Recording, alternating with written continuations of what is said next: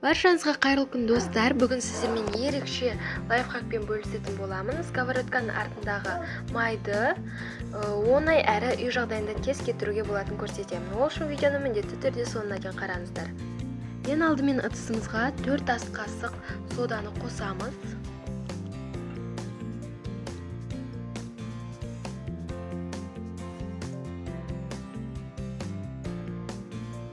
Содаға 5 ас қасық спиртімізді қосып, жақсылап араластырамыз.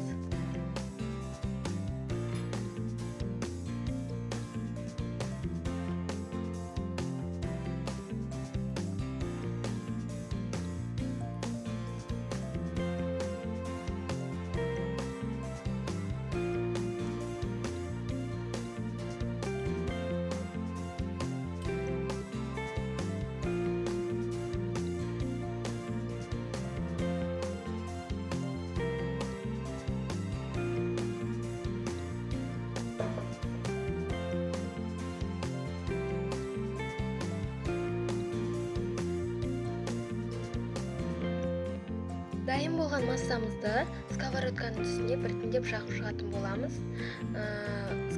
Біздің сковородкамыз міндетті түрде қыздырылған болуы керек. Қызып тұрған сковородкаға жағыңыздар.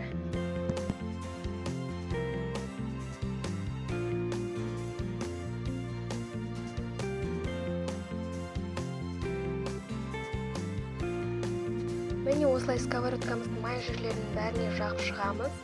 Жағып болғаннан кейін міндетті түрде сковородкамызды 10 минутқа қалдырып қоямыз.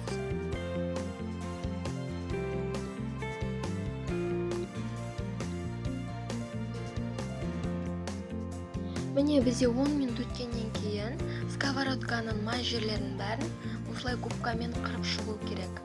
Яғни ысқалап шығамыз. Бұл жерде қолдың күші керек болады.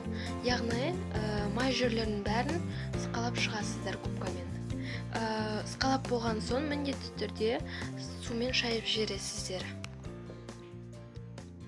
Міне бізде табамыз жып-жылтыр тап-таза болып шықты. Сіздерге де міндетті түрде осы лайфхакпен істеп көруге кеңес беремін. Егер видео ұнаса, лайк басып комментарий қалдыруды ұмытпаңыздар. Сіздермен бірге болған Мерей.